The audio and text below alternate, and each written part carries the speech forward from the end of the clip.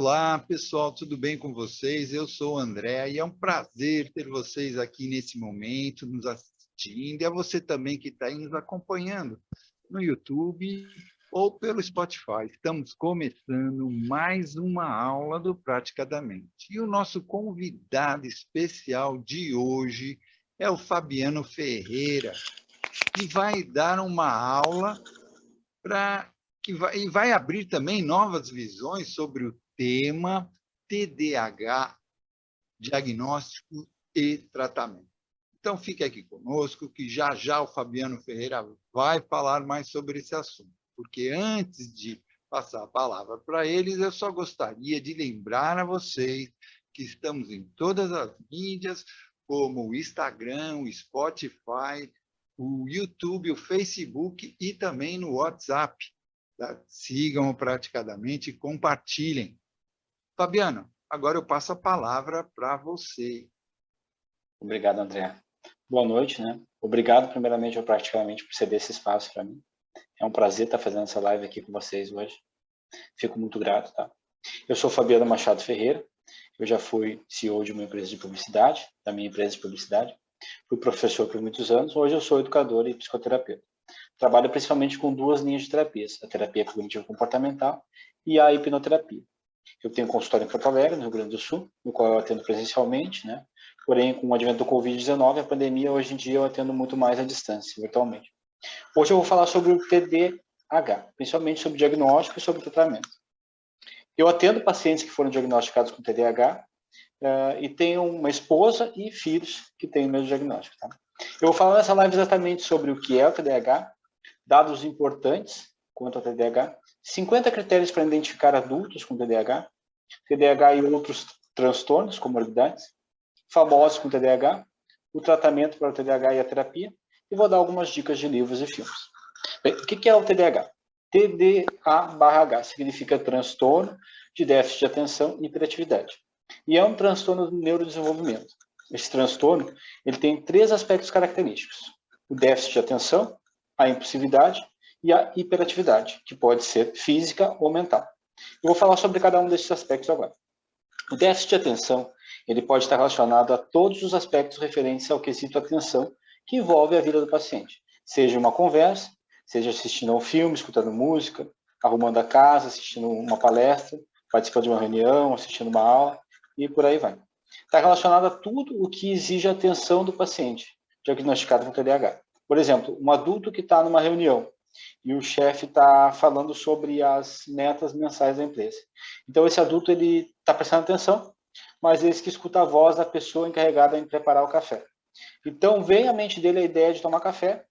Então, é como se a atenção dele fosse roubada da reunião e deslocada por completo para o café. Ele pode pensar que logo vai tomar café, e vai conversar com um colega de trabalho sobre o jogo da noite passada, ou quem sabe ele recorda que não tomou café pela manhã, pois ele teve que sair atrasado porque não sabia onde havia colocado a chave do carro e ficou um bom tempo procurando pela chave de sair. Então ele escuta uma buzina, está na reunião, escuta a buzina distante e passa a pensar na rua dele, no carro dele e por aí vai. É mais ou menos assim que funciona a mente de uma pessoa com TDAH. Ela tem a atenção dela roubada muito facilmente. Tá? A impulsividade tem a ver com um impulso repentino de fazer algo sem pensar. A mente de uma pessoa com TDAH funciona como um receptor de alta sensibilidade, que ao captar um pequeno sinal, reage automaticamente sem pensar em consequências e sem se importar com um objeto gerador de estímulo. Essa impulsividade ela pode se manifestar de diferentes formas, assim como através de uma agressividade, uma compulsão por compras, uma compulsão por jogos, um descontrole alimentar, o uso de drogas também, quem sabe falar de forma controlável. A hiperatividade física é muito visível em uma criança, por exemplo. E geralmente é aquela criança que não para quieta, né? Está sempre se movimentando de um lado para o outro. Geralmente é denominada de forma informal que tem um bicho carpinteiro. Né? Já em adultos, essa hiperatividade é mais contida. O adulto não vai ficar pulando do sofá ou correndo pelo escritório ou fazendo parkour no trabalho. Geralmente ele fica com as pernas inquietas ou mexe em algo com as mãos, assim como os cabelos, a orelha, uma caneta e assim por diante. E a hiperatividade mental, ela é menos visível, por não ser física, mas não por isso ela é menos intensa. Tá? Esse ruído mental atrapalha a compreensão de habilidades sociais, o que faz com que uma pessoa com TDAH possa interromper a fala de outra pessoa com frequência, ou mudar de assunto antes que a outra pessoa conclua sua fala, e ter dificuldades para dormir também. Então, é uma mente muito agitada. Tá? Bem, agora que a gente viu um panorama geral do TDAH, desatenção, impulsividade e criatividade, vamos analisar alguns dados importantes e, em seguida, vamos entender com mais detalhes alguns aspectos sobre o diagnóstico. Então, alguns dados importantes quanto ao TDAH. O transtorno do déficit de atenção e hiperatividade tem relação com alterações de início precoce no desenvolvimento, que geralmente desencadeiam déficits no desempenho pessoal, social, acadêmico ou profissional. De acordo com a Associação Brasileira de Déficit de Atenção, a ABDA, o número de casos de TDAH varia entre 5% a 8%. Isso se tratando de um nível mundial. Então, tem muita gente que tem o diagnóstico de TDAH. A Associação Brasileira de Déficit de Atenção estima que 70% das crianças com transtorno apresentam outra comorbidade e ao menos 10% dessas crianças apresentam 3 ou mais comorbidades, como, por exemplo, uma ansiedade, uma depressão ou um transtorno na aprendizagem. Acredita-se que o TDAH tem uma origem genética. De acordo com o professor titular psiquiatra da Universidade do Rio Grande do Sul, Luiz Augusto Hold, o TDAH tem um forte componente genético. Então, não é incomum que o pai leve o filho para a consulta e comece a se identificar com os questionamentos levantados pelo médico. Em torno de 30% das crianças diagnosticadas vão ter um ou ambos os pais com o transtorno. Tá? Ainda de acordo com ele, não está certo afirmar que houve aumento de casos de TDAH ao longo dos anos, mas, na verdade, o que houve foi um aumento de diagnósticos. Ele vai dizer que as pessoas que têm TDAH estão sendo mais reconhecidas, mais acolhidas dentro dos serviços de saúde educacional. Estamos lidando melhor com rótulos antigos que esse público recebia e acabavam não encontrando diagnóstico e tratamento adequado. É claro, como qualquer outro transtorno mental, assim como uma doença física também, o diagnóstico precoce é muito importante. No caso do TDAH, o diagnóstico precoce vai ajudar muito o paciente a se conhecer melhor, a compreender que a maneira como ele age não está relacionada a um desvio de conduta, que é o possível pensamento que passa pela cabeça desse paciente. O diagnóstico vai ajudar ele a compreender também que ele não está sozinho e que existe como se melhorar, existe um tratamento.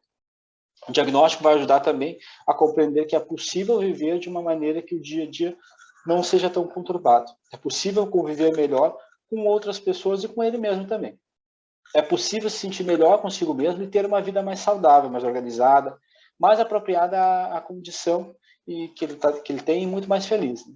Porque eu defendo muito essa ideia, né? Principalmente no meu canal, de que todos nós merecemos ser felizes, independentemente do diagnóstico que nós tenhamos. Eu vou falar agora sobre 50 critérios para identificar adultos com TDAH. Tá? Esses critérios eles estão no livro da Ana Beatriz, intitulado Mentes Inquietas. Eu vou deixar um link praticamente, né? Eu já passei para a Gisele ali, colocar na descrição desse vídeo, possibilitando que quem está assistindo essa live possa responder com calma e analisar se encaixa nesse perfil TDAH. De acordo com a psiquiatra doutora Beatriz, se você positivar aproximadamente 35 ou mais desses critérios, é provável que você tenha o diagnóstico de TDAH. É claro que o ideal é conversar com um psicoterapeuta, um psiquiatra, um neurologista, até mesmo respondendo a esses critérios. Isso para saber se você não está avaliando bem os critérios apresentados. Por exemplo, eu tive uma paciente recentemente que no critério vício colocou que não tinha vício, mas fumava frequentemente. É muito comum, eu passo esses critérios para os meus pacientes para analisar a vida deles, né? É muito comum a gente aumentar de acordo com a conversa, quando eu converso com eles, percebe que tem muito mais coisas que eles não estavam vendo. Então é importante ter um parecer médico também. Às vezes, ao conversar comigo, mais critérios são percebidos, isso é muito comum.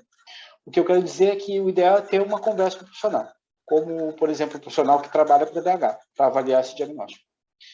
O que é uma das coisas que eu faço durante a terapia, tá? Interessante é que o paciente traz muitas informações a respeito daquilo que é positivado para ele, o que torna a terapia muito mais rica e faz o processo terapêutico ser muito mais bem aproveitado. Ao analisar os critérios, é importante considerar a frequência e a intensidade com as quais as situações ocorrem em determinado setor da sua vida, seja afetivo, familiar, social, acadêmico, profissional. E responder sim, caso a situação faça parte da sua vida, ou não, caso a situação não faça parte da sua vida. À medida que eu for lendo os critérios, eu vou fazer alguns apontamentos sobre eles, conforme eu perceber que é necessário. Tá? Ele está dividido em 5 grupos. O primeiro grupo é da estabilidade e atenção, vão ter 9 critérios. O primeiro critério é assim, desvia facilmente sua atenção do que está fazendo, quando recebe um pequeno estímulo. Por exemplo, um assobio do vizinho é suficiente para interromper uma leitura. Eu dei o exemplo da reunião. Pode ser uma interrupção grande ou pequena. Pode ser a cor da blusa da pessoa com quem eu estou falando, por exemplo, ou uma borboleta voando. Tem dificuldade em prestar atenção à fala dos outros. Numa conversa com outra pessoa, tende a captar apenas pedaços soltos do assunto. Isso acontece porque certas informações são estímulos para novas ideias. O paciente com TDAH ele é muito criativo. E esse vai ser um dos critérios também. Tá? 3. Desorganização cotidiana. Tende a perder objetos, chaves, celulares, canetas, papéis, atrasar-se ou faltar a compromissos. Esquecer o dia de pagamento das contas, luz, gás, telefone, seguro. Tem um paciente que mais de uma vez deixou que a luz fosse cortada, porque esqueceu de pagar. Isso gerou um transtorno dentro de casa. Tinha uma esposa, filha pequena, então o relacionamento se afeta bastante por causa desses esquecimentos. Aqui em casa, eu tenho a esposa e os filhos que têm TDAH. Tem 2 molhos de chave que a gente não sabe onde é que foi parar, desapareceram. Frequentemente, 4. Frequentemente apresenta brancos durante uma conversa. A pessoa está explicando o assunto e no meio da fala esquece o que ia dizer. Isso é muito comum. A troca de nomes também acontece, vai falar o nome de uma pessoa e falar o de outra, vai falando até acertar. 5. Tendência a interromper a fala do outro. No meio de uma conversa, lembra-se de algo e fala sem esperar o outro completar o seu raciocínio. Para quem não tem conhecimento disso, parece uma atitude muito grosseira. É muito comum meus pacientes me cortarem quando eu estou explicando alguma coisa. A impulsividade faz também parte desse aspecto. 6. Costuma cometer erros de fala. Leitura ou escrita, esquece uma palavra no meio de uma frase ou pronuncia errado, ou come sílabas de palavras mais longas. Meio que atropela tudo quando está falando, na verdade. 7. Presença de hiperfoco. Concentração intensa em um único assunto num determinado período. Uma pessoa com TDAH pode ficar horas a fio no computador ou no celular sem se dar conta do que acontece ao seu redor. Isso muitas vezes, em se tratando de crianças, por exemplo, faz os pais acreditarem que a criança não tem déficit de atenção, justamente por ela conseguir manter o foco em algo. Mas, na verdade, é porque ela está mantendo o foco em algo que ela gosta. Tá? Eu vou fazer um parênteses bem grande aqui nesse set aqui, para falar sobre o hiperfoco. Tá? O hiperfoco ele poderia ser até mesmo um tópico extra aqui, porque ele é bem importante. Segundo a Sociedade Americana de Hipnose Clínica, American Society of Clinical Hypnosis, a hipnose é a ultrapassagem da barreira do nível crítico da mente consciente e estabelecimento de um sentimento ou pensamento elegido e permitido. Isso de uma forma mais rebuscada, de uma forma mais simples, a hipnose é foco e concentração. Quando o paciente está em transe, ele fica em hiperfoco. No caso do paciente TDAH, esse hiperfoco parece que aumenta. O mesmo acontece com o paciente diagnosticado com autismo também. É muito bom colocar uma pessoa com autismo ou com TDAH em transe, porque o transe geralmente é bem profundo. E fora da terapia, este hiperfoco ele é muito bom também para o trabalho. Quando a pessoa com TDAH se concentra em algo, ela faz este algo muito bem feito. Tem uma paciente que estava trabalhando e uma das suas colegas começou a passar mal, né? A volta dela passou mal, e era um ambiente pequeno, assim. E algumas pessoas à volta foram ajudar ela, essa colega. Outras não, mas perceberam o que estava acontecendo. Enquanto que a minha paciente continuou o trabalho e nem se deu conta do rebuliço, com o total foco no que ela estava fazendo. Depois que ela foi perceber, perguntaram para ela, falaram, ela, aconteceu isso, eu nem percebi, não viu nada. O hiperfoco da pessoa com TDAH é algo muito positivo. Na verdade, o hiperfoco e também a criatividade. O paciente com TDAH é muito criativo, justamente por causa da hiperatividade mental. Estes são 2 aspectos que são muito positivos. 8. Dificuldade de permanecer em atividades obrigatórias de longa duração. Participar como ouvinte de uma palestra em que o tema não seja motivo de grande interesse e não o faça entrar em hiperfoco, por exemplo. Então, quando o assunto não é interessante, geralmente a atenção se perde. 9. Interrompe tarefas no meio. Uma pessoa com TDAH muitas vezes não lê um texto até o fim ou assiste o vídeo inteiro. Isso tem a ver com o critério anterior também. No grupo 2, a gente tem a hiperatividade física ou mental, com seus 8 critérios. 10. Tem dificuldade em permanecer sentado por muito tempo. durante uma palestra ou sessão de cinema, costuma se mexer o tempo todo na tentativa de permanecer em seu lugar. É o bicho carpinteiro, não para quieto. Isso a criança demonstra, mas antigamente acreditava-se que a hiperatividade física deixava de existir no adulto, né? Mas hoje compreende-se que, na verdade, não deixa de existir, apenas é mais disfarçada, pois aquela mesma criança que não parava de correr pela sala de aula compreende na vida adulta que este comportamento não é sociavelmente agradável. Então, ela utiliza de outras maneiras para estimular o seu corpo, como mexer na caneta, no cabelo, na orelha, mexer as pernas, e por aí vai. 11. Está sempre mexendo com os pés ou as mãos. São os indivíduos que têm os pés nervosos, girando suas cadeiras de trabalho, ou que estão sempre com suas mãos ocupadas, pegando objetos, desenhando em papéis, ou ainda ajeitando suas roupas e seus cabelos. É o que eu acabei de mencionar, a necessidade de se mexer. 12. Constante sensação de inquietação ou ansiedade. A pessoa com TDAH sempre tem a sensação de que tem algo a fazer ou pensar, de que alguma coisa está faltando. Essa característica tem muito a ver com a hiperatividade mental. 13. Tendência a estar sempre ocupado com alguma problemática em relação a si ou aos outros. Fica remoendo sobre suas falhas cometidas ou ainda sobre os problemas de amigos ou conhecidos. Também é uma característica da hiperatividade mental também. 14. Costuma fazer várias coisas ao mesmo tempo. É a pessoa que lê e vê, ou vê TV, ou ouve música simultaneamente.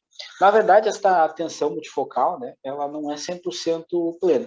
No momento em que nós damos atenção a mais de uma coisa, ambas as coisas ficam prejudicadas.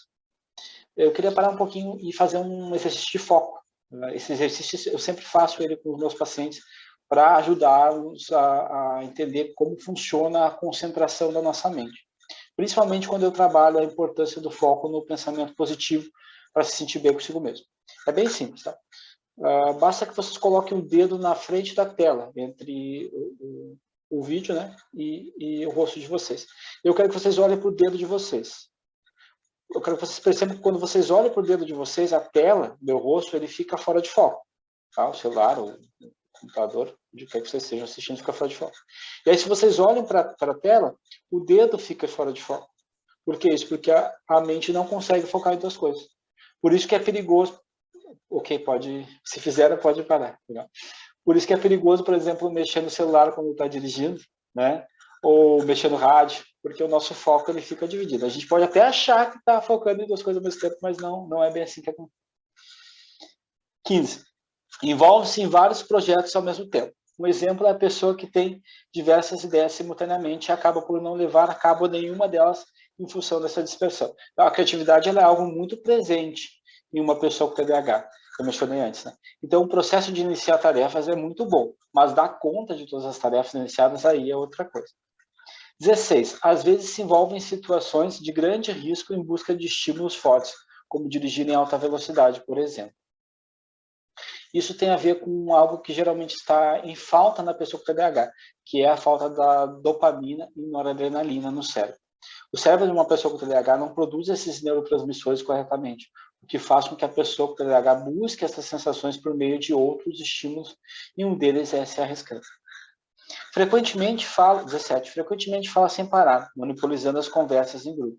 É a pessoa que fala sem perceber que as outras estão tentando emitir suas opiniões. Além disso, não se dá conta do impacto que o conteúdo do seu discurso pode estar causando em outras pessoas. Agora vem os critérios de impulsividade, são 16 critérios, tá? Terceiro grupo. 18. Baixa tolerância à frustração.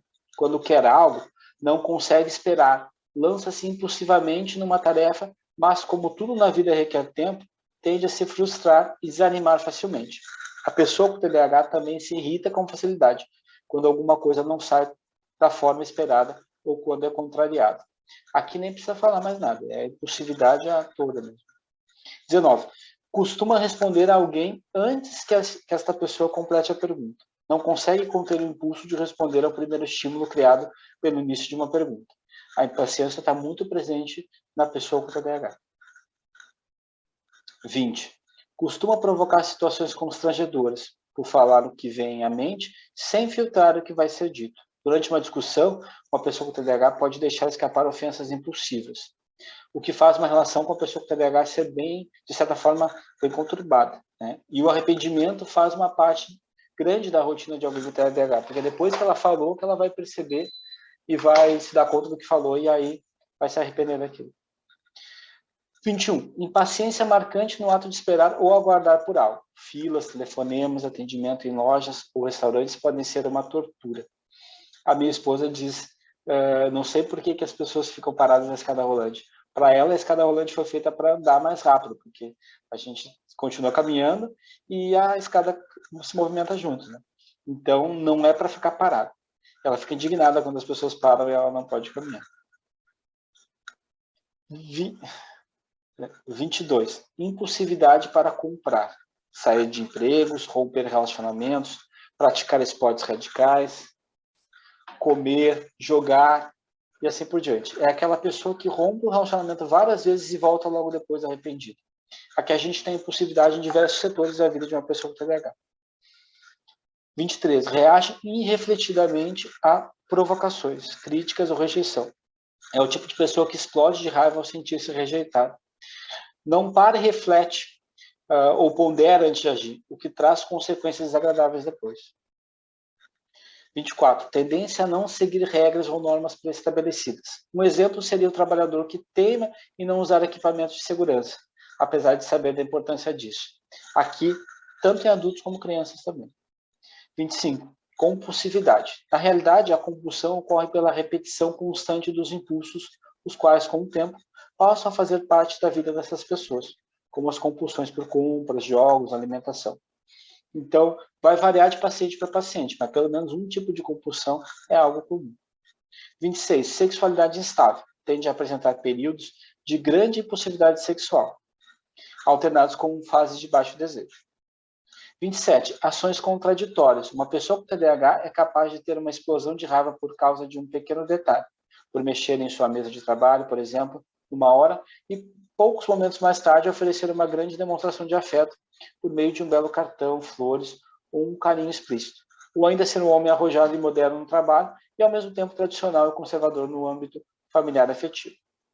28. Hipersensibilidade. A pessoa com TDAH costuma melindrar-se facilmente. Uma simples observação desfavorável sobre a cor de seus sapatos é suficiente para deixá-lo internamente arrasado, sentindo-se inadequado. Então, é uma pessoa que pode ser muito sensível, mas ainda se é do sexo feminino e está no seu período menstrual. 29. Hiperreatividade.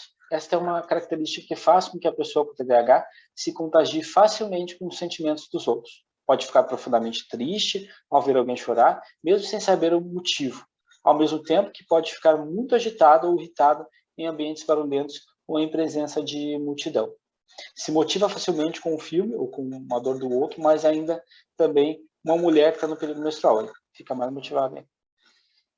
30. Tendência a culpar os outros. Uma pessoa com TDAH muitas vezes poderá culpar outra pessoa por seus fracassos e erros, como o aluno que culpa o colega de turno por não ter acertado uma questão na prova, alegando que ele estava cantarolando baixinho na aula. É muito comum a pessoa com TDAH criar algumas ideias e distorcer fatos na mente dela. E neste ambiente psíquico, culpar outras pessoas, mas não por desculpa, e sim porque realmente acredita que o outro é culpado. Porque o sentimento que ela teve é real e partiu de uma ação externa. Aqui a terapia cognitiva comportamental vai ajudar bastante o paciente a entender que ele não pode controlar o que é externo a ele, mas pode sim controlar os seus próprios pensamentos e sentimentos. 31. Mudanças bruscas e repentinas de humor. Instabilidade de humor. A pessoa com TDAH costuma mudar de humor rapidamente, várias vezes no mesmo dia. Isso depende dos acontecimentos externos ou ainda seu estado cerebral, uma vez que o cérebro de uma pessoa com TDAH pode entrar em exaustão, prejudicando a modulação do seu estado de humor. Isso por causa dos diversos estímulos que roubam a atenção da pessoa com TDAH. 32. Tendência a ser muito criativo e intuitivo. O impulso criativo da pessoa com TDAH é talvez a maior de suas virtudes. Pode se manifestar nas mais diversas áreas do conhecimento humano. Como mencionei mais de uma vez antes, né, criatividade em uma pessoa com TDAH é maravilhosa. É uma pessoa que pode ser extremamente criativa. É 99,9% que em um ambiente no qual se está trabalhando com ideias, brainstorming, com a criatividade de uma maneira geral, assim, o paciente com TDAH vai se destacar e muito. Enquanto outras pessoas podem estar pensando em uma ideia, ele já pensou em 4, 5 ou muito mais. 33. Tendência ao desespero. Quando uma pessoa com TDAH se vê diante de uma dificuldade, seja ela de qualquer ordem, tende a vê-la como algo impossível de ser transposto. E com isso, sente-se tomado por uma grande sensação de incapacidade. Sua primeira reação é o desespero. Só mais tarde consegue raciocinar e constatar o verdadeiro peso que o problema tem. Isso ocorre porque seu cérebro apresenta dificuldades em acionar uma parte da memória chamada funcional, cujo objetivo é trazer à mente situações vividas no passado e utilizá-las como instrumentos capazes de ajudar a encontrar saídas para as mais diversas problemáticas.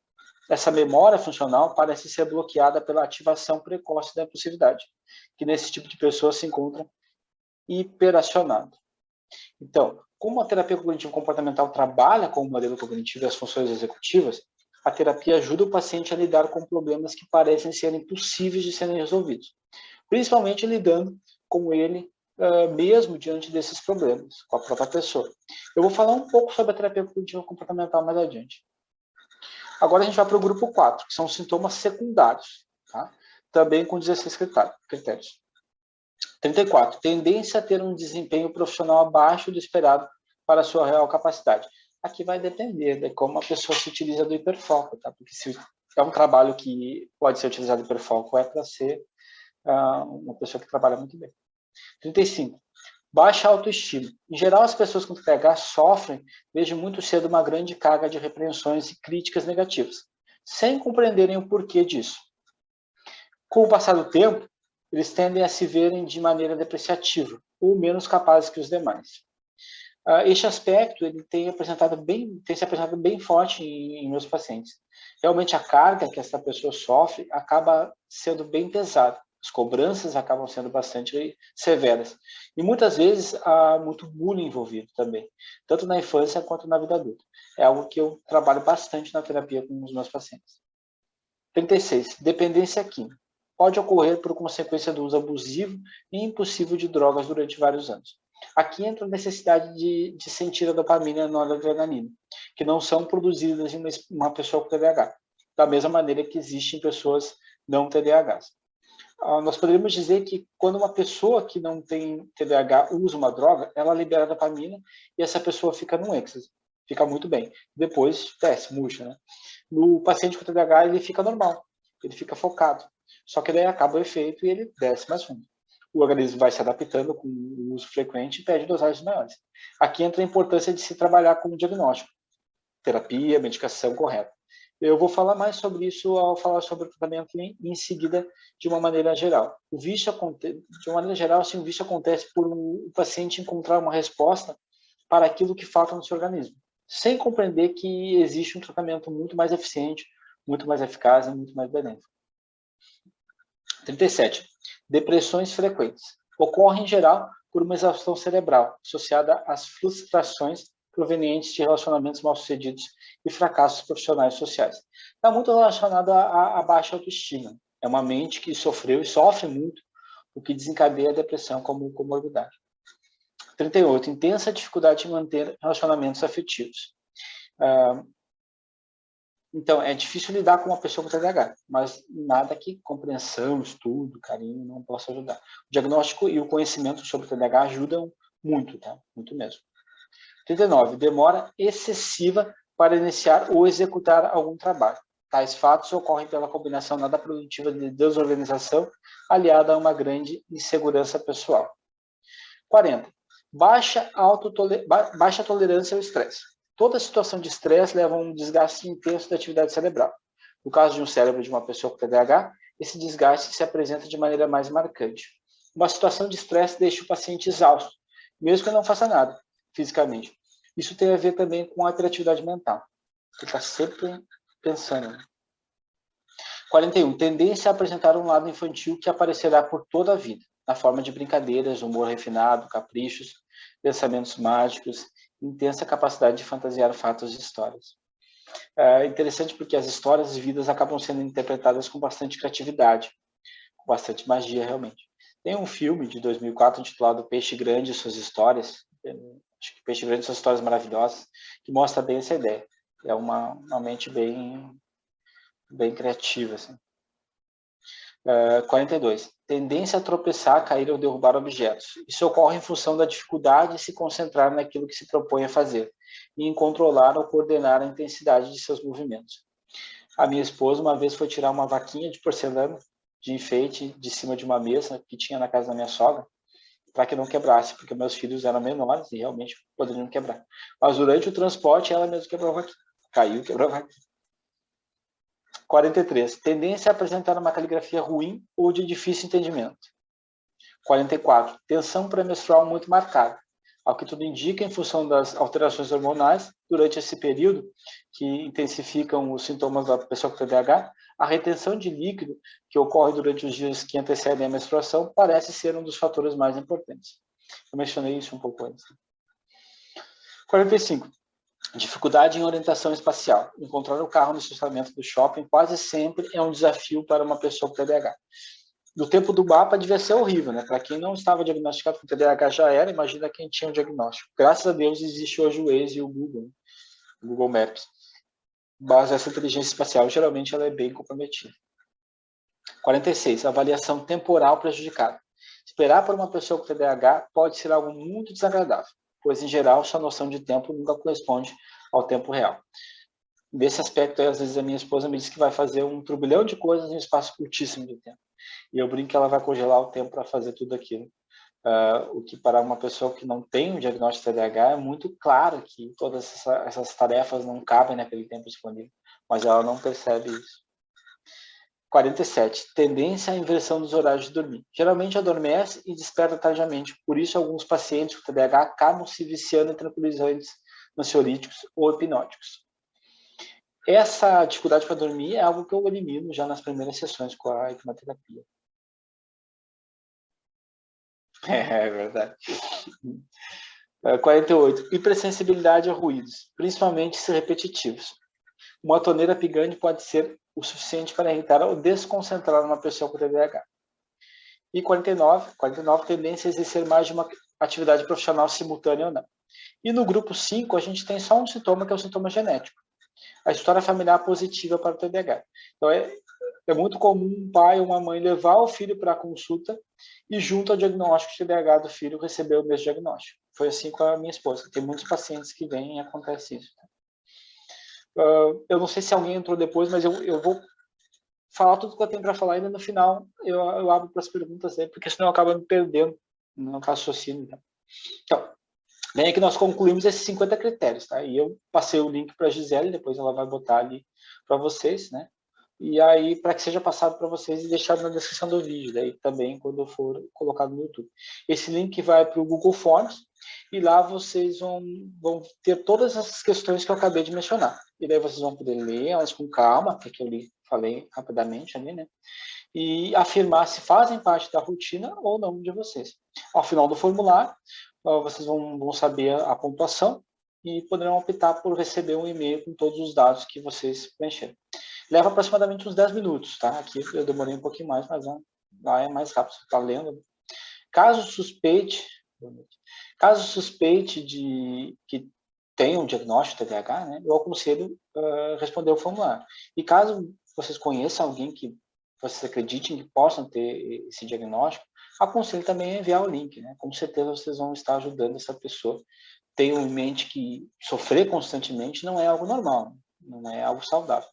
Nós merecemos ser felizes, né? Vocês merecem ser felizes. É importante buscar ajuda caso vocês estejam precisando ou indicar ajuda caso vocês percebam que alguém está precisando. Tá? Vou falar agora então sobre o TDAH e outros transtornos, comorbidades. Tá? Vou falar aqui sobre alguns dos transtornos que são comorbidades mais comuns que geralmente se apresentam junto ao diagnóstico de TDAH. Primeiramente, vamos falar da ansiedade e da dificuldade para dormir. A ansiedade geralmente surge justamente por causa da hiperatividade mental. Como a pessoa com TDAH tem hiperatividade mental, que tem hiperatividade mental, né, mais acentuada, está sempre pensando em muitas coisas ao mesmo tempo, a ansiedade costuma se fazer bastante presente. A preocupação quanto ao que vai acontecer no futuro, quanto ao que vai acontecer no dia seguinte e quanto ao que esperar de determinada situação estimula com frequência a crise de ansiedade. o que se faz presente também na dificuldade para dormir. É muito comum uma pessoa com TDAH ter dificuldade para dormir, principalmente por causa da ansiedade. Então, esses dois transtornos geralmente são comorbidades para um diagnóstico de TDAH. A depressão e a baixa autoestima também se fazem presentes. E eu estou falando em conjunto porque geralmente é assim que se apresenta. Mas não necessariamente a ansiedade exige a presença da dificuldade de dormir, assim como não necessariamente a depressão exige a presença da baixa autoestima. Bem, a depressão geralmente acontece por frustrações. E essas frustrações geralmente estão relacionadas a cobranças de pessoas próximas e de si mesmo. É a dificuldade em conseguir concluir coisas. Porque é muito comum que uma pessoa com TDAH comece a fazer algo, mas não conclua.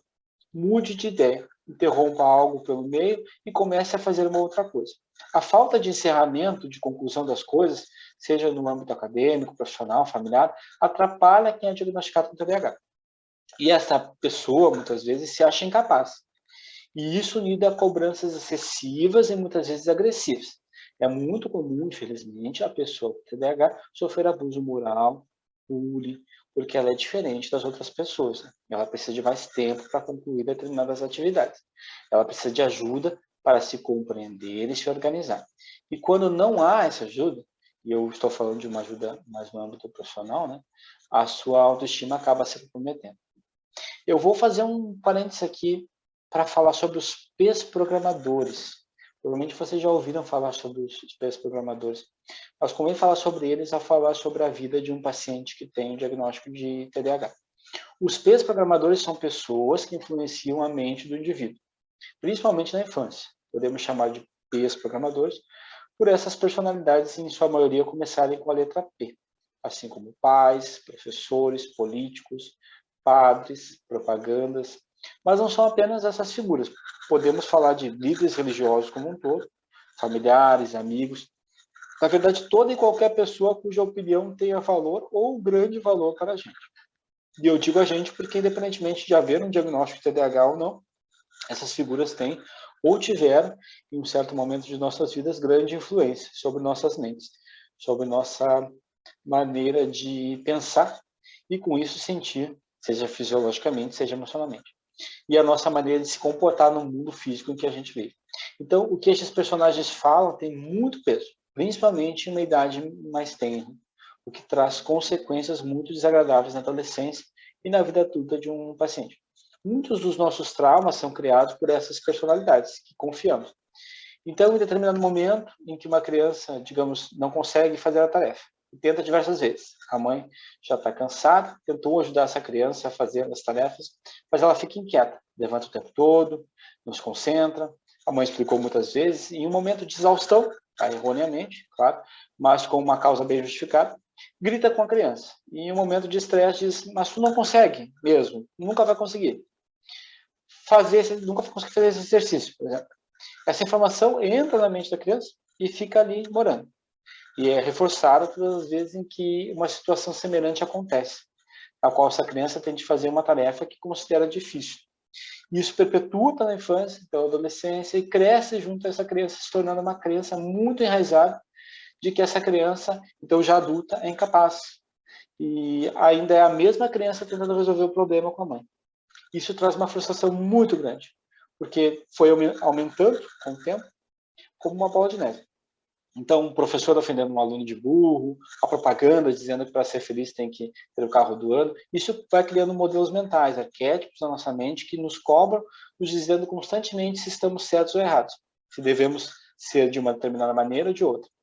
O superego, nomeado por Freud, lá nos dizendo como deve ser o nosso modelo ideal, sem se preocupar se esse modelo ideal é o ideal para nossas vidas no momento atual em que nós estamos vivendo.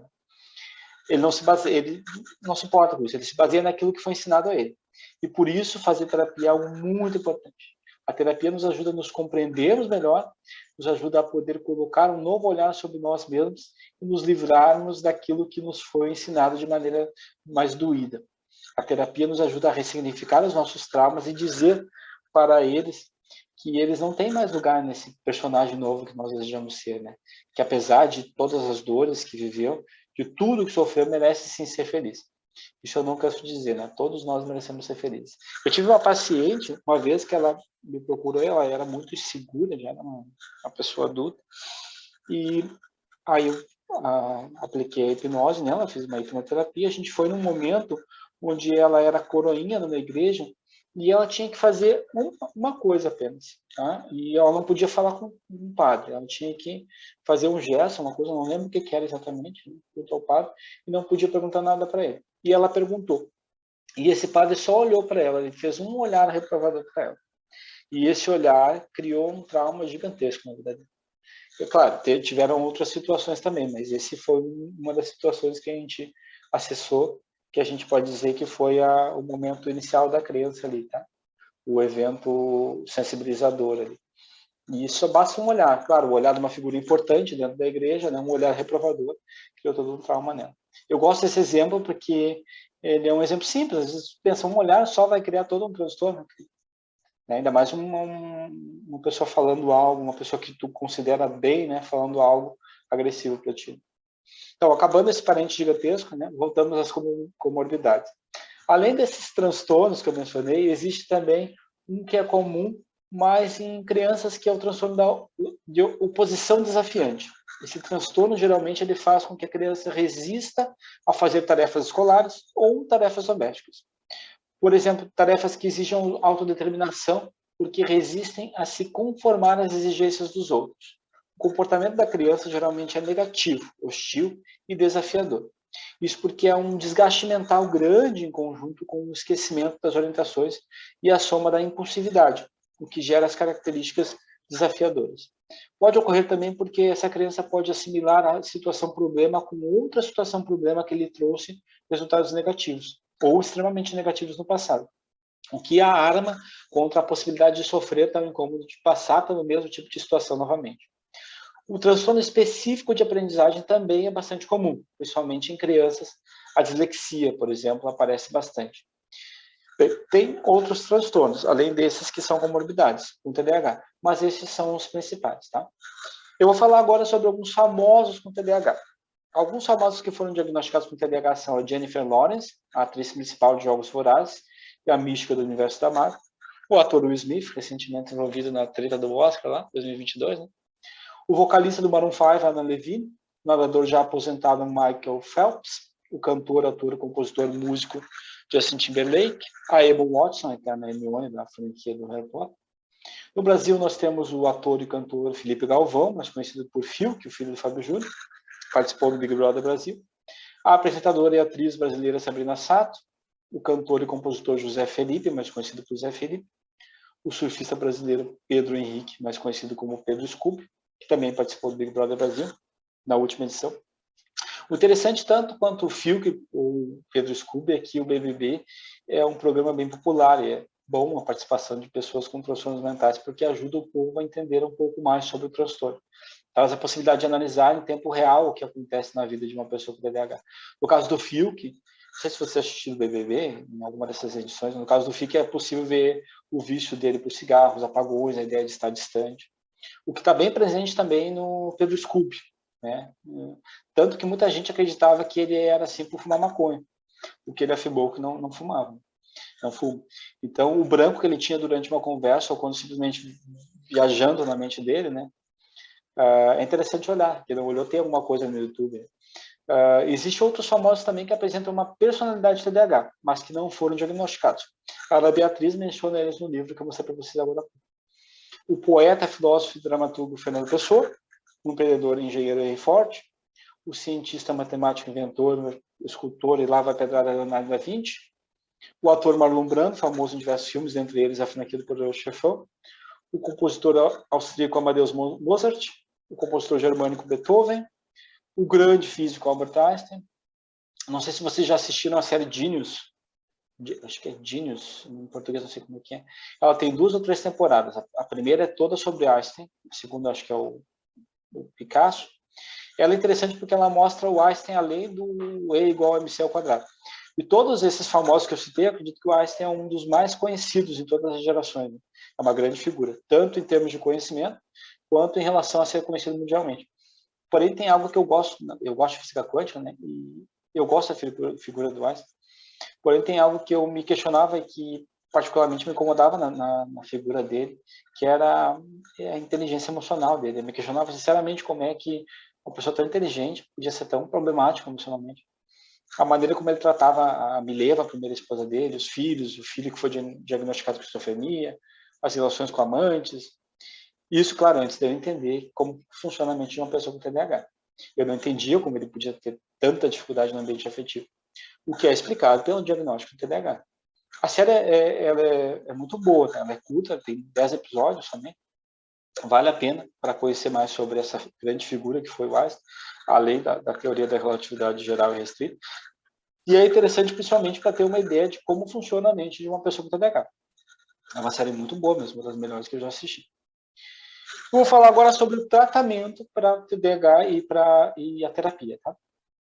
O tratamento para o TDAH, proposto no livro da doutora Ana Beatriz, deixa eu mostrar ele de novo aqui, que nem todo mundo está vendo isso, né? Mentes Inquietas, um livro muito bom. Depois eu vou citar melhor ele no final. Tá? O tratamento proposto por ela, ele vai incluir 4 etapas, que de forma ideal devem ser trabalhadas ao mesmo tempo. São tratamento medicamentoso, a informação, conhecimento, o apoio técnico e a psicoterapia. Vou falar sobre cada uma dessas etapas agora. Estou olhando o tempo. O tratamento medicamentoso vai ajudar o paciente a ter mais foco, vai ajudar com a concentração e a diminuição da impulsividade e da hiperatividade, atuando também na redução da ansiedade e uma diminuição do estado depressivo. São 3 os tipos possíveis de medicação. Os estimulantes, que vão atuar em áreas cerebrais que geralmente se encontram menos ativas no cérebro de uma pessoa com TDAH, áreas que têm ação inibitória sobre o pensamento, o que vai capacitar a atividade de planejamento, previsão, análise de consequência e ponderação. Além dos medicamentos estimulantes, podem ser usados também medicamentos antidepressivos, caso haja presença de depressão, e medicamentos para amenizar efeitos colaterais e certos aspectos isolados que não tiveram melhora com a medicação principal. Tem uma paciente que teve transtorno de tique, piscava os olhos, o que também pode ser uma comorbidade também para o TDAH. Este é o tratamento medicamentoso. Ele não é engessado, vai variar de acordo com o paciente, de acordo com o que é mais latente no paciente. Por exemplo, se o paciente não apresenta um alto grau de hiperatividade, certa medicação não será necessária. O mesmo em relação à depressão ou à ansiedade, por exemplo. A informação e o conhecimento é uma etapa muito importante e também vai incluir conhecimento sobre TDAH. Então, quanto mais o paciente souber sobre TDAH, melhor. E esse conteúdo pode vir de fontes diversas, através de vídeos do YouTube, podcasts, livros, como o da Ana Beatriz, né, o Mentes Inquietas. Eu uso esse livro dentro do meu tratamento. Eu estipulo como tarefa os capítulos, os pacientes leem e conversamos sobre o que foi lido. É uma estrutura muito rica, porque o paciente entende mais a fundo sobre o TDAH e tem a possibilidade de olhar para trás, para a vida dele, e entender melhor certas situações vividas, certas experiências que antes haviam sido interpretadas e assimiladas de forma muito dura, muito negativa. Então, é bem interessante, porque daí o paciente se reconstrói ali, observando essas situações e entendendo de outra maneira. Né? Então, o conhecimento ajuda muito no quesito compreender isso. É algo muito importante dentro do tratamento. Essa live, por exemplo, entraria nessa etapa do tratamento, com o conhecimento. Inclusive, as 50 questões que eu mencionei anteriormente fazem parte do primeiro capítulo do livro. E eu as utilizo dentro da terapia para adquirir mais detalhes sobre a vida do meu paciente. E antes de começar o tratamento também específico para o TDAH, para entender um grau que o meu paciente se encontra. O apoio técnico, ele diz respeito a uma organização do dia a dia para facilitar as tarefas do cotidiano, assim como estabelecer horários, organizar cronogramas, um sistema de anotações, de lembretes, o manuseio de uma maneira geral com os afazeres do dia a dia, como, por exemplo, os horários de tomar a medicação. Esse apoio pode ser feito pelo psicoterapeuta e com a ajuda de um familiar, porém, em ambos os casos, é uma maneira de ir ajudando, mas, ao mesmo tempo, incentivando o paciente a se organizar cada vez mais por conta própria. E, por último, mas não menos importante, temos a terapia. Uma das terapias mais indicadas para quem for diagnosticado com TDAH é a terapia cognitiva comportamental. E eu vou falar agora sobre o que é e como funciona a terapia cognitivo comportamental. No vídeo que eu fiz sobre a esquizofrenia, anteriormente, eu já falei sobre o modelo cognitivo e sobre a terapia cognitivo comportamental, mas eu julgo ser importante retomar esse tema por ser a principal terapia utilizada para tratar TDAH. E por levar em consideração que quem está assistindo, né, este vídeo, ou vai assistir futuramente, pode não ter assistido o vídeo anterior, talvez por serem temas diferentes. Então, antes de falar propriamente dito sobre a terapia cognitivo-comportamental, vamos entender como é que funciona o termo cognitivo dentro da área da psicologia. O termo cognitivo ele vai dizer respeito aos mecanismos mentais que se encontram na nossa percepção do nosso pensamento, na nossa memória e na nossa resolução de problemas. A neuropsicologia reconhece como funções cognitivas a memória, a atenção, a linguagem, a percepção e as funções executivas. Eu vou falar brevemente sobre elas. A memória é a capacidade do cérebro de adquirir, armazenar e recuperar dados e informações, quando necessário. Pode ser sensorial, de curto prazo, de longo prazo. A atenção tem a ver com o nosso foco e concentração em algo específico. Essa atenção pode ser seletiva, quando escolhemos o que desejamos manter nosso foco, ou dividida, quando prestamos atenção em mais de um estímulo ao mesmo tempo, como acontece com quem tem TDAH. Lembrando, é claro, que o foco ele não permanece em 100%. Né? A linguagem é a maneira pela qual nos comunicamos com os outros à nossa volta e com o mundo. Pode ocorrer de forma verbal ou não verbal. A percepção está relacionada às nossas maneiras, à nossa maneira de receber os estímulos através dos nossos 5 sentidos. E as funções executivas dizem respeito às atividades cognitivas, responsáveis pelo planejamento e execução de tarefas, assim como o raciocínio, a lógica, a estratégia, a tomada de decisões e a resolução de problemas. A união em relação dessas funções dentro da nossa mente é reconhecida dentro da neuropsicologia como sistema cognitivo. Entendendo agora que este termo cognitivo, né, e as suas funções, vamos falar sobre o modelo cognitivo. De acordo com o modelo cognitivo, não é uma determinada situação, um determinado evento que altera o nosso estado emocional, fisiológico e comportamental sobre determinado assunto, mas sim a nossa percepção em relação a essa situação, em relação a esse evento. É a maneira como nós acreditamos que esse determinado evento vai agir ou está agindo em nossas vidas, que faz com que nós nos sintamos e nos comportemos de determinada maneira. O modelo cognitivo é um modelo que coloca os nossos pensamentos como agentes determinantes que modificam nossa maneira de sentir e agir. Dessa forma, de acordo com o modelo cognitivo, não são os eventos que acontecem em nossa vida ou as pessoas com as quais nos deparamos e nos comunicamos no dia a dia que geram, independentemente do que ocorra, emoções e sentimentos em nós, mas sim os nossos próprios pensamentos. Uma determinada situação gera um pensamento automático que gera em nós reações emocionais, fisiológicas e comportamentais. O que faz com que nos sintamos ansiosos, depressivos, irritados, tristes, amedrontados, com autoestima baixa e assim por diante. Ou seja, o que causa as nossas reações emocionais, fisiológicas e comportamentais é, na verdade, a nossa maneira de interpretar as situações que ocorrem no dia a dia de nossas vidas. E como que nós interpretamos isso? Através de nossas crenças. E por que esses pensamentos são considerados automáticos? Porque eles simplesmente surgem em nossa mente. Não são pensamentos dos quais nos programamos para ter de forma consciente. Eles simplesmente surgem do nada. Por dia nós temos aproximadamente 70 mil pensamentos. Esses pensamentos surgem através de ideias, pode ser por meio de palavras, frases, imagens mentais e por aí vai. Por exemplo, ao pensar em uma situação que me remete raiva, eu me sinto enraivecido e tenho um comportamento que condiz com a maneira como eu estou me sentindo, fazendo com que eu seja agressivo com aqueles à minha volta, seja verbalmente, seja até mesmo fisicamente. O mesmo pode ocorrer ao observar imagens mentais tristes. Me sinto triste e venho me isolar por causa dessa tristeza, por exemplo. Ou ter um pensamento que gere ansiedade. Posso me sentir ansioso e evitar determinada situação futura por causa dessa ansiedade. Todo tipo de pensamento que temos nos causa reações emocionais, fisiológicas e comportamentais. As reações fisiológicas vão surgir junto às emoções, assim como aceleração dos batimentos cardíacos, excesso de suor, falta de ar, visão turva, dor de barriga, adormecimento de alguma parte do corpo. Uma ansiedade, por exemplo, pode causar uma aceleração dos batimentos cardíacos, assim como o medo pode causar paralisia ou dor de barriga. Agora que nós entendemos sobre as funções cognitivas e sobre o modelo cognitivo, vamos falar sobre a terapia cognitivo-comportamental, também conhecida pela abreviação TCC. A TCC surgiu através do psiquiatra e professor norte-americano conhecido como o pai da terapia cognitivo-comportamental, Aaron Tenkenbeck, na década de 60. Ela compreende esse modelo cognitivo, que eu acabei de explicar, e busca ajudar o paciente a perceber quais são os pensamentos que estão atrapalhando a sua vida, para a partir daí ajudar esse mesmo paciente a perceber esses pensamentos e evitar eles, escolhendo pensamentos mais sadios, mais benéficos e condizentes com a realidade que ele deseja ter. Ao analisar o nome dessa terapia, a gente percebe que a terapia diz respeito à psicoterapia, por ser um tratamento que almeja uma melhora mental. O cognitivo se refere às nossas funções cognitivas, à nossa maneira de pensar, processo mental que nós utilizamos, que nós nos utilizamos para nos referirmos a determinada situação, e o comportamento se refere à nossa maneira de nos comportarmos no mundo no qual nós estamos inseridos.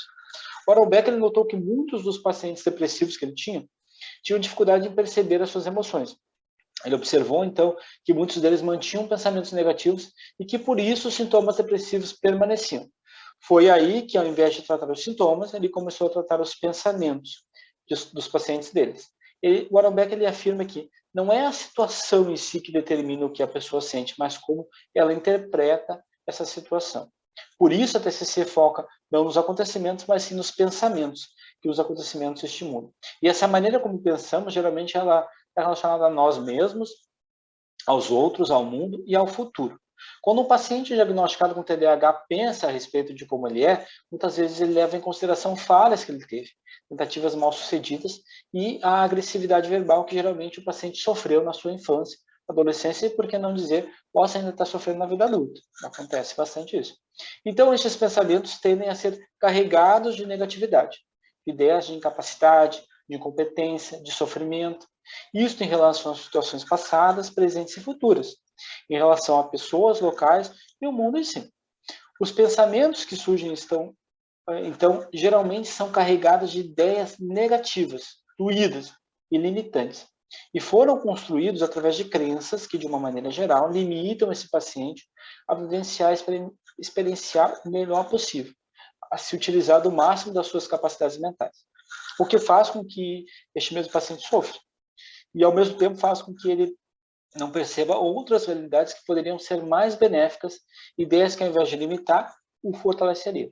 Na terapia cognitivo-comportamental, eu, enquanto terapeuta, busco ajudar meus pacientes a compreenderem que não somente que a sua maneira de pensar pode ser mais positiva, como também que esses pensamentos limitantes eles não precisam mais ter espaço dentro da mente e da vida desse paciente, tendo em mente a melhora que ele está objetivando.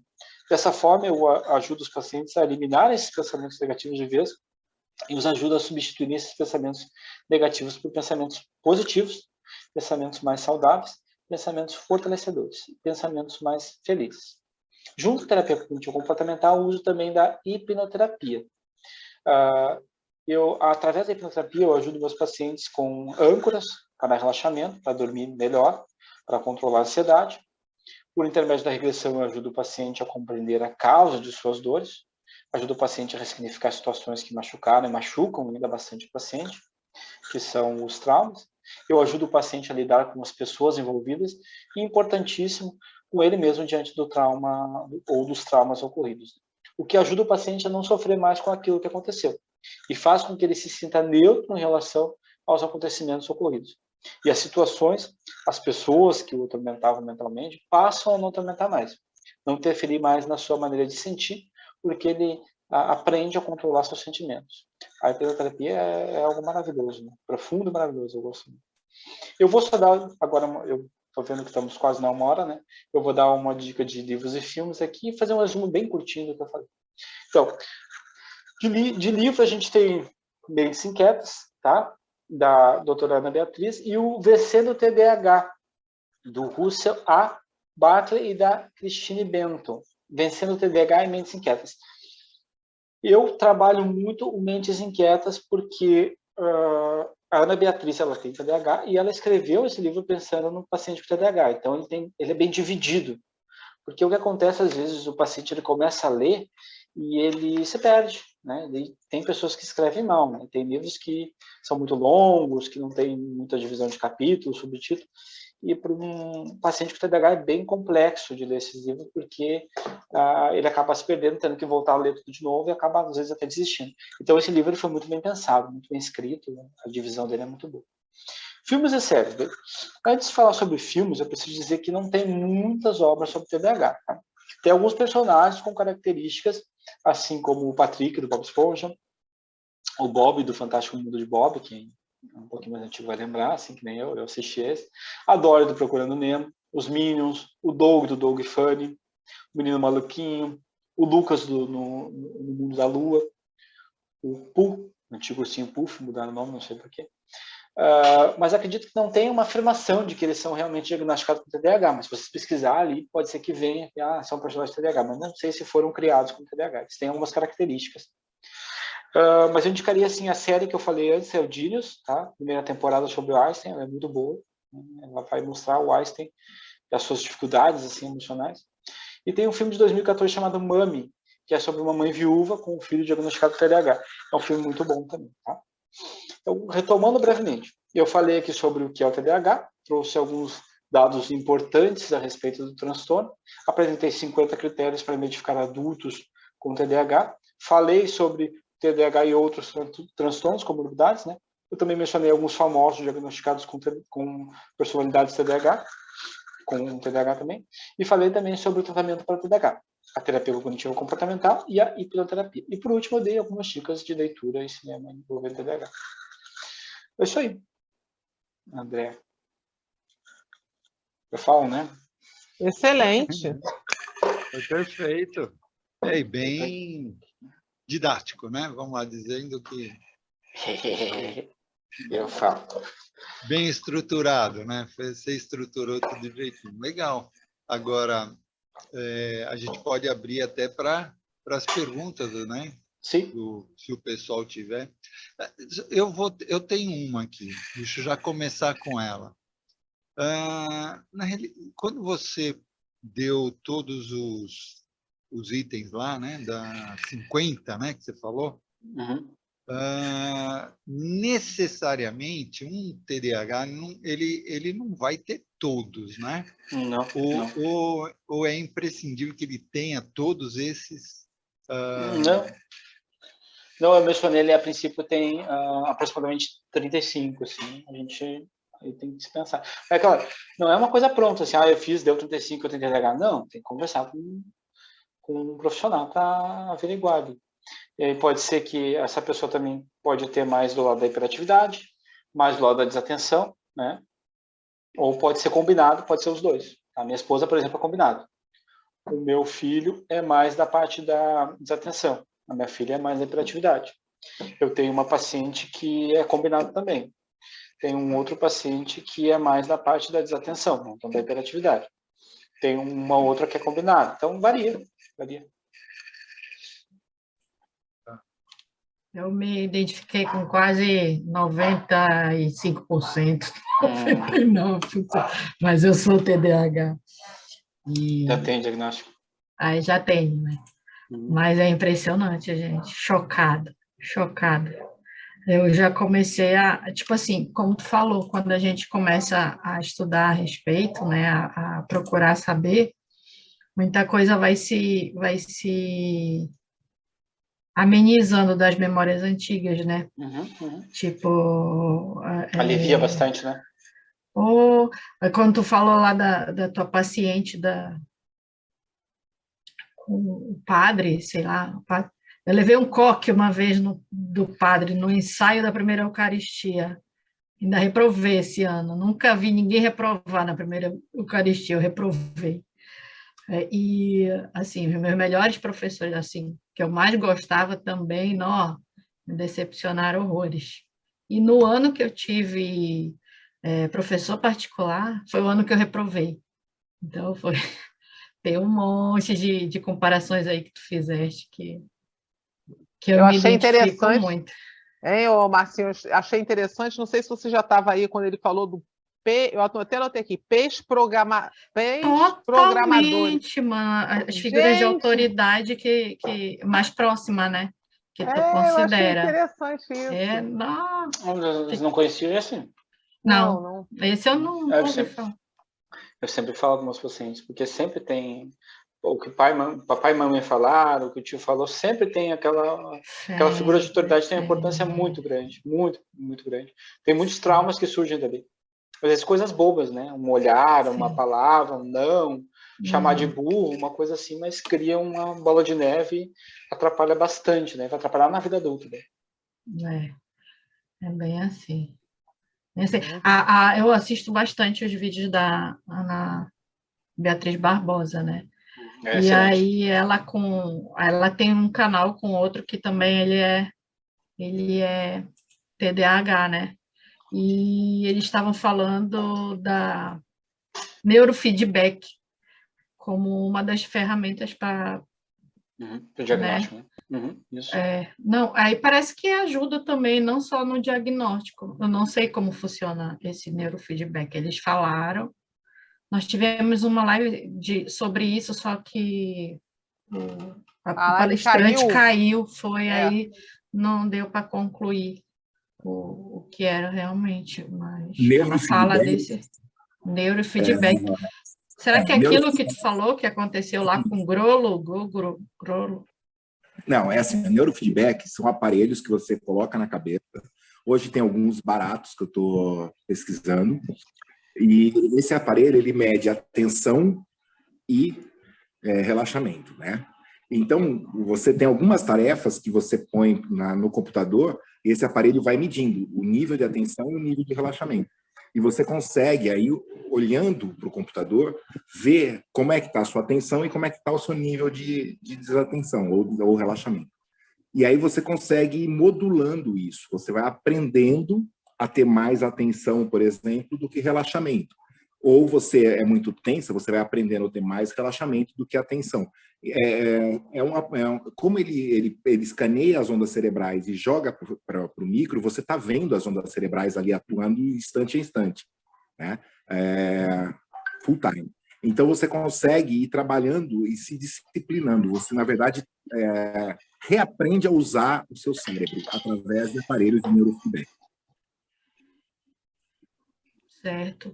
E eu lembrei também, na hora que tu falou da ajuda externa, na hora de montar cronograma para fazer, né, criar, tipo, tomar remédio, tal, não sei o quê.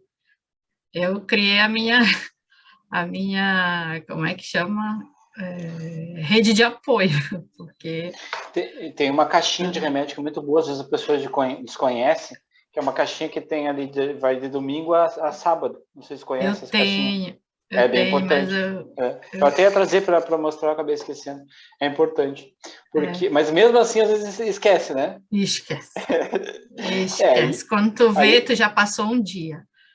Às vezes é bom ter alguém para ajudar, principalmente no começo, assim, mas é bom botar no celular também, né? O celular ajuda bastante. Já aconteceu de eu fazer o cronograma, eu sei que ele está ali, fica colado no meu computador e eu nem olho. Aí, às vezes, eu só fiz o primeiro, mas está ali e eu não olho. Uma sabotagem cruel. Acontece. Mas a persistência ajuda. Persistência. Criar novos hábitos é difícil, ainda mais depois de adulto. Mas essa rede de apoio é importante. É bem importante. E, de fato, a caixinha de remédio serve para tudo, né? Eu digo, não só para quem tem ou necessita, né, tem os esquecimentos, mas mesmo assim, sem ter esquecimento, você também fica bem organizado, né? Aí vai da pessoa que é organizada ou não, né? Porque eu tenho. Sim, tá aí, ó. Ela é importante, mas ela ajuda bastante mesmo. Ajuda. Fabiano, eu anotei aqui uma pergunta que tu falou que tem dificuldade de manter concentrado numa conversa e tal, não sei o quê. Aí o que me surgiu? Durante a terapia, a gente começa a falar na comportamental, tá? A tradicional. Fala, te perde, vai cortando um assunto no outro, vai emendando, tal, não sei o quê. E aí eu pensei assim, que no caso do TDAH, a importância da hipnoterapia para ajudar nesse foco, né? De estar tanto de estar sendo tratado como de estar sendo expondo, né, as tuas questões. Dá para entender? Não sei se eu me fiz entender. Eu particularmente, eu uso mais a hipnoterapia para acessar. Eu gosto muito da hipnoterapia para achar causa. Para causa é maravilhoso. Para acessar trauma, porque, assim, Eu uso ela bastante também para ajudar com âncoras de sono, né?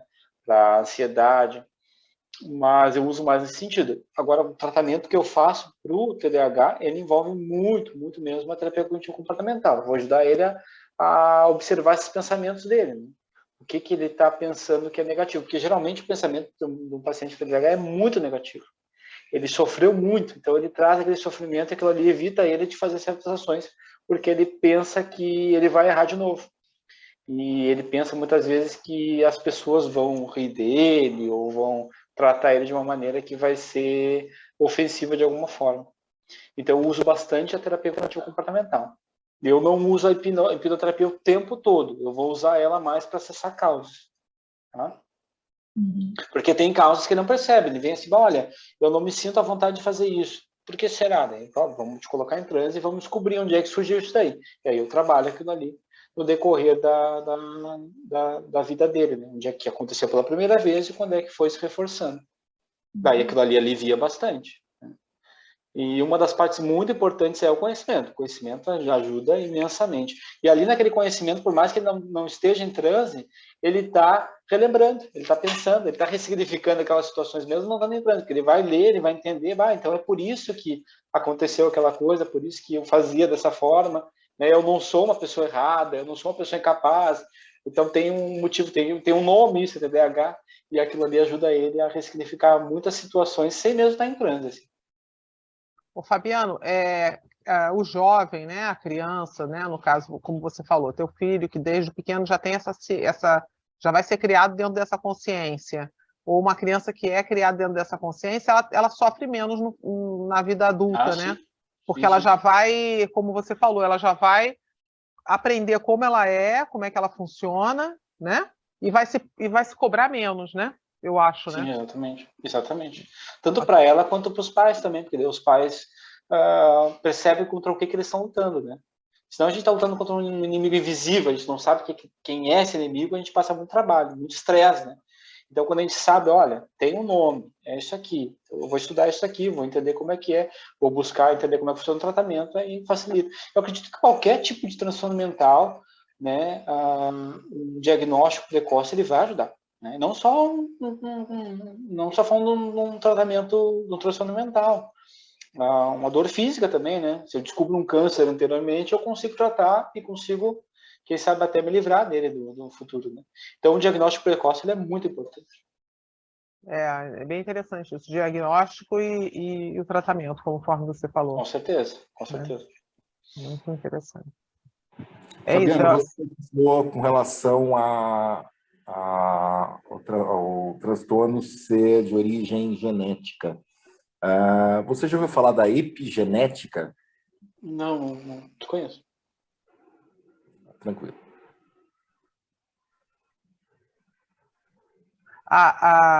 Como é que se diz? Normalmente a característica, não só do TDAH, mas a gente, quando começa a estudar, né, com relação a vários transtornos e doenças, normalmente eles estão dentro de um grupo familiar, né, dentro do grupo. De uma certa forma, quando nós vamos estudando sobre essas características, eu acho que é dentro da epigenética que tem isso, né, Irmão? Que diz que vamos dizer assim, de uma certa forma, aprendido, né? Então, você consegue fazer a modificação quando você tem o conhecimento e o entendimento daquilo. Então, por exemplo, você tem conhecimento e entendimento, com certeza o teu filho ele vai ter uma vida muito melhor e diferente do que a tua esposa por ter esse entendimento somente na vida adulta.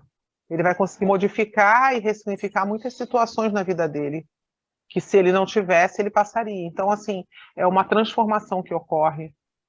Isso uma mudança não no DNA a partir do aprendizado, né? Eu estava olhando. Isso, exatamente. Não mudança no DNA. Na verdade, a epigenética, ela trabalha as proteínas do DNA, né? Então, está ligada à percepção. Então, essas percepções e sensações que nós temos no mundo externo podem desencadear ou não o acesso a tal predisposição. Então, se eu modifico a percepção do meio, eu consigo modificar o acesso ou o ligar a chave ou desligar a chave de determinado gene. Então, a epigenética é um ramo novo agora, né, dentro da genética. Interessante. Que o DNA ficou muito impregnado na nossa mente, né? E esses caras, eles estavam estudando o cromossomo e eles descobriram o seguinte: o DNA é feito 50% cromossomo, 50% proteína. E a natureza não ia ser tão burra de colocar 50% de uma coisa e tem que jogar fora para estudar o outro. Então eles começaram a estudar a proteína. E eles descobriram que a proteína é que libera ou não a chave do DNA. Então, se você muda a percepção da pessoa, você muda a chave proteica que liga o DNA ou desliga o DNA sobre aquela determinada função, né? Então, a epigenética é um ramo novo agora, é o mais recente dos estudos, né, dentro da genética, e está tendo grande avanço nisso, porque tudo que você falou até agora, eu achei muito interessante, tem muito a ver dentro da psicanálise com relação ao meio social, né? Então, mudando o meio social da pessoa, você também conseguiria alterar certos padrões comportamentais. Então, o meio... Eu não conhecia esse termo, mas é interessante, o epigenético, né? Interessante. É. A nossa área é uma área muito interessante, que tem sempre surgindo quando a gente pensa que não, surge uma outra coisa, né? É uma área bem vasta, né? Que bom que sempre tem novidades, né? Sim. As novidades é que fazem a gente evoluir e ir modificando as técnicas, né? Sim. É verdade. Mas muito bom mesmo. Bom, muito bom mesmo, Fabiano. Já estamos aqui meio que estourando no tempo. Eu vou pedir, então, para você fazer o seu merchante aí, passar suas redes sociais, se bem que eu vou colocar na descrição desse vídeo, assim que a gente fazer o replay dele no YouTube e no Spotify, vai ficar na descrição, tá? Então, eu peço para você aí. Eu vou deixar para te passar os links ali, porque eu nem... Fabiano Machado Ferreira. Eu vou te passar aqui. Bom, se ficou alguma dúvida, né? Você pode ficar à vontade de conversar comigo através das redes sociais. Eu já passei para a Gisele, depois ela vai botar no link do vídeo. E se souber de alguém que precisa assistir esse vídeo, né? Alguém que você acredita que tem TDAH ou precisa compreender mais sobre esse diagnóstico, compartilha, né? Com certeza você vai estar ajudando essa pessoa e você pode também entrar no meu canal no YouTube, Espaço Terapêutico Mente Livre. Os nomes do Instagram e do Facebook eu nunca lembro, mas é um canal eu sei de cor, Espaço Terapêutico Mente Livre. Lá vocês vão encontrar um conteúdo voltado para a melhora psíquica e emocional. Eu tenho certeza que vocês vão gostar. Tá? Mais uma vez, obrigado ao Praticadamente por ceder esse espaço, foi um prazer. Obrigado a todos pela participação, pela atenção. Tenha uma ótima noite, uma ótima semana. Obrigado a você. Bom, pessoal, então, estamos encerrando mais uma aula sensacional que tivemos aqui com o Fabiano. Muito esclarecedora, por sinal. Espero que vocês tenham gostado. E aproveitando aqui também, eu quero lembrar a todos que estão aqui que entrem e sigam o Instagram do Praticadamente, porque lá vocês vão receber todas as lives que vamos ter por aqui, né? Por aí, próximas lives. Então, não se esqueçam, sigam Praticadamente, porque assim, todas segundas e quartas-feiras, vocês vão saber qual que vai ser as lives que estarão sendo lançadas, tá? Em nome do Praticadamente, agradecemos imensamente ao professor, nosso professor aqui de hoje, Fabiano Ferreira, e a todos que estão aqui presentes, né, ao vivo aqui, que é a Tati, a Valéria Reis, a Kátia, o Irmo Neto, a Vinícius Souza, a Lícia Souza, a Marley Isaías, a Aline Borges, a Marcinha, a Gisele Eugênia, a Lilian Pleg, e o André Vila, que já saiu, mas... E os outros também que tiveram, né, e tiveram que sair por causa do tempo. Mas agradecemos a todos aí, e também a você que está aí nos assistindo no YouTube ou no Spotify. Já deu seu like? Então, dê o seu like, colabore para o canal crescer cada vez mais. Isso vai ajudar a comunidade do Praticadamente e assim mais e mais pessoas irão ter essas informações. Tá? Então, vamos nos despedindo e a gente se vê na nossa próxima aula do Praticadamente. Até lá, pessoal! Boa noite.